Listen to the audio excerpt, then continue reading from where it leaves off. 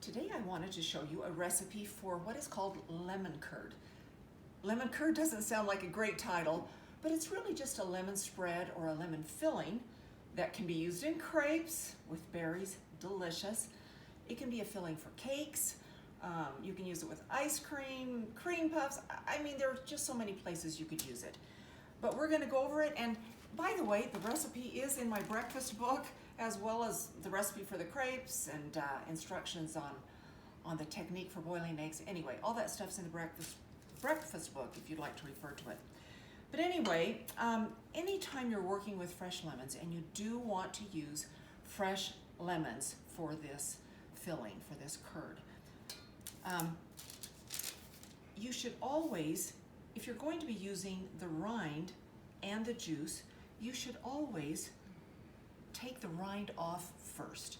And I have a microplane, which is really handy. If you don't have one, but have a grater with very fine holes, use that. But these microplanes are awesome. Let me show you. For this particular recipe, we're going to need the rind, and I'll turn this maybe a little bit at an angle so you can see it better. How's that looking, Roger? Is that looking pretty good? Okay. So the recipe asks you to remove the rind of 2 lemons. Well, I'm just going to do one for now. But notice how I'm not going too deep. I'm just getting the zest. You don't want to get that, go too deep into the white, the pith, because it's, maybe that's not called the pith, I don't know. Anyway, you just want, it can be bitter, so you just want to get the color, the rind.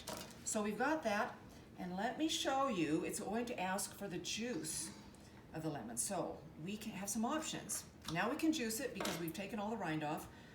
If you had a reamer, you could certainly juice the lemons with a reamer. If you have a little press, you can use that and do it that way. That's great. Or I use so many fresh lemons. I have this little juicer that I use exclusively for lemons.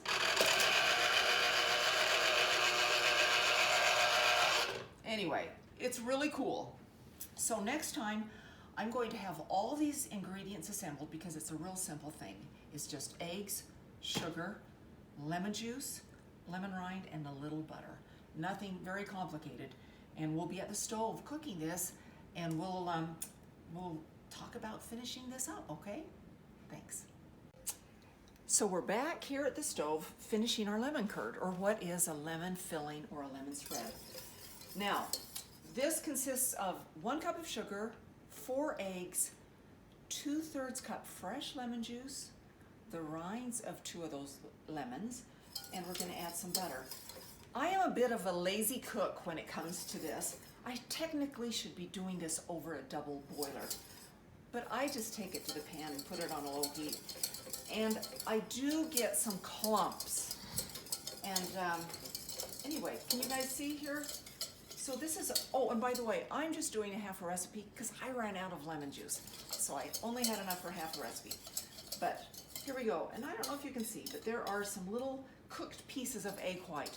But that is not a problem because we're just gonna take this over here and strain it. And I always strain it anyway, so I'm just gonna put that there. Lovely. Don't want to waste a drop. It is so good. Okay, so I've got my strainer, and now I'll just kind of gently stir that and press it through. And can you see where I was lazy and not using the double boiler, but I have these flecks of whites, and that's perfectly fine. Doesn't bother me a bit. All right.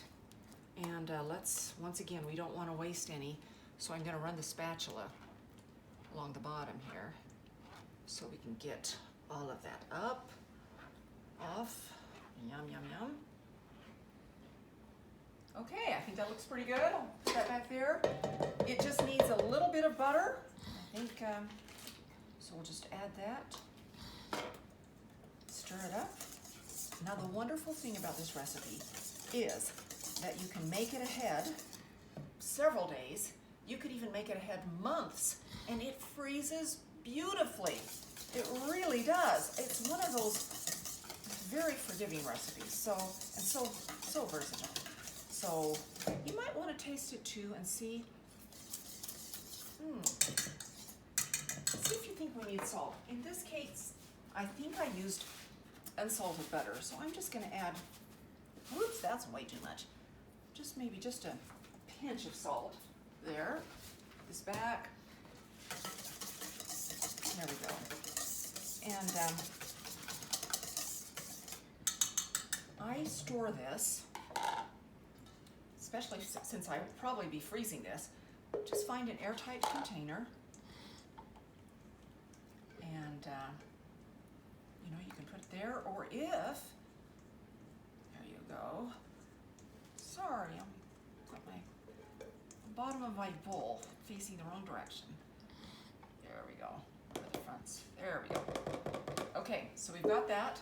Now, if you're going to be using it right away, which you could, or if you were making it the night before to use with crepes, that's really great too. Just get your crepe. I'll show you how it works with the berries. But by the way, I had extra crepes from the other day, and I froze these, and look how beautifully they freeze and thaw. Pretty amazing. So anyway, your curd, as it gets cooler, it gets thicker. But just spread. You do not need a lot of this for the flavor, but just spread a little on the bottom of your crepe, maybe a few berries. They're awesome with blueberries. Any berry is delicious, okay? This is really one of the grandchildren's favorite combinations, aside from Nutella, of course. Anyway, you've got a little do-do-do, and you are all set up for your next breakfast or whatever that might be. And just a reminder that that recipe is in the Chef Within breakfast book, that recipe, as well as all the instructions on crepes and eggs and things that we've discussed in the last few segments.